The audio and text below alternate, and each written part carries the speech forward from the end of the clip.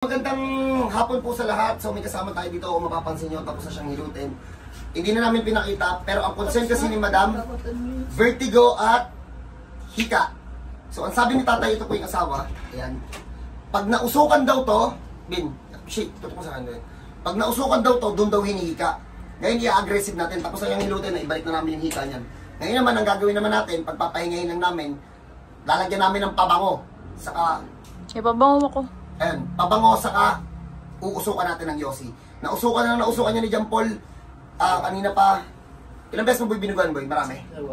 So binugahan ng vape yan, tapos ang after nito makapagpahinga, Yossi naman. So abangan natin, tingnan natin kung natanggal talaga natin o hindi pa. So hika, abangan. Yes. Ito, pandagdag lang natin to. Hindi ka Bawal makatakas dito. Kala nyo ha? Sa pabango kasi. Kaya. Kaya kung tigil. Lalo na akong isa sa pabango, lalo pag yung ang dami maglagay. Doon. Mas matapang yung isa. Yan. Tatangit ako ng yung pagka yung mga anak ko nagpapabango. Kapag marami po? Kapag marami pala. Hindi lang yan natin. Kasi, hindi pa yan ha. Ilalabas pa natin si Madam. Tatabihan natin yan. Yusihan natin yan. So, hindi pwedeng hindi. Kasi pag pumunta kayo dito, testingin talaga namin yan. Hindi pwedeng kwentuhan dito. So, nakita nyo naman, dami ng pabango. Maya-maya, pagpahinga muna natin. Huwag pigilan hininga mo ate. Pigilan mo mo te. Nandadaya to eh. Mamaya, usok naman ng Yossi. Paano? Diyan muna kayo, cut muna natin. Mamaya na tayo magkita-kita. Okay, so nandito kami sa... Doon ka! Yosihan naman ang hilutan to. Pero dahil sa higa, mag-Yossi kami ni Paul sa tabi ni Madam. Madam, huminga ka ha. Kaso ang problema namin, may ubo siya eh. Lalo yung problema ko, lalo ito nakakalang Iba naman yung pakiramdam ng higa yun. Paul, mag-Yossi na Paul. makabawas din sa nararamdaman. Ano, wala ka ng higa? Wala, kasi lang araw din yun para kung laging aalog-alog.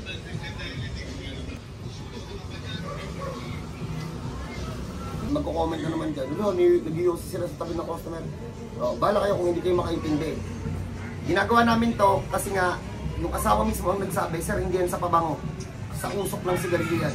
Sa usok talaga ako, sa usok. Lalo, may tindahan kami na school supplies. Dapat mga sa dito, sa ilalim ng jeep. Items, yung iba minsan nagsisigarilyo. Ay, kung ba, sabihin mo lumabas-labas natin. Ma'am, i-Yossi mo na yan. Then after nyan, pag nausukan na natin siya ng nausukan, pagpahingayin lang natin ng 15 minutes. Dun sa 15 minutes, check natin kung gigikain siya dun. Cut ka naman na. Then mamaya, baka sabihin nila, dintaya natin eh.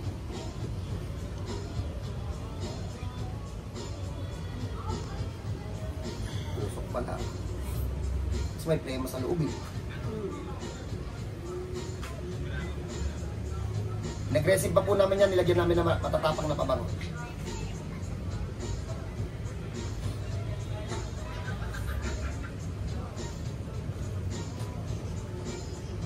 Busin lang namin itong Yossi to, tapos saka natin yung ikat. Baka nakontihan sila sa usok eh.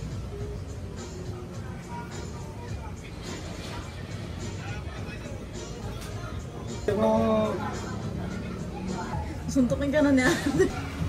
Dahil nakagalit dyan.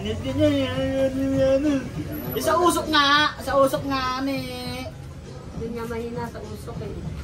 Ayan ha, mismong customer yan. Napagkasundoan namin na pagkatapos ng hilot, nag-testingin sa usok. Kasi mismong asawa naman na nagsabi. Sa Yossi sir, sa Yossi niya testingin. Dito ako mahina sa usok.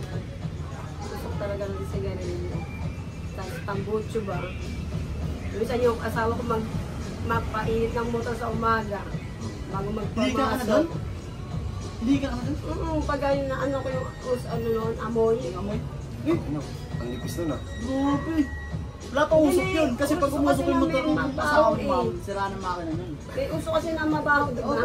Kaya di ka sa isip eh. Ano kulay pinang-usok ng motor nyo? Itim. Hindi ko maano. Sa ano lang, sa amoy ng gasolina. Oo, may gasolina kasing mabaho, di ba? Mabaho ang ano ng usok ng tambucho. Si Jampol po kasi ba, minaamoy pa yun. Pag nag-start ng motor, ginagano niya pa yun. Tingnan niyo yung ginawa. Basag na basag. Grabe sa basag. Basag lang, no? Basag lang. Tapos kami mag-yosi, so, ang oras, and so, ano oras to? 7:40. So, 15 minutes. Diyan muna kayo. Cut. Okay. Hindi nga lang makalakad ng mabilis. Tsaka ano. Bakit? Bago yung lakad ko lang, binabingan. Ma'am, sige nga ma'am. Tatlong balik ko nga ma'am. Try nga natin. Ay, yung lakad ko yan. Pag binabingan na ako. Yung ganun lang? Oo. Sige ma'am, isang lakad lang ma'am. Isang lakad, tapos balik sa akin. Kahit maglakad, gano'n lang katibili ka mo. Oo. Hindi ako nakakalakad ng ano. Pag naglakad ako, bagya lang. Kaya binabingan ko. Sige nga ma'am.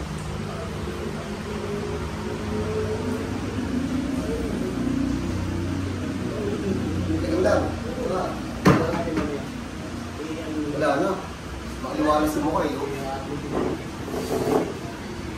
Wala man yung hingal kahit kote pa naman siya sa harapan.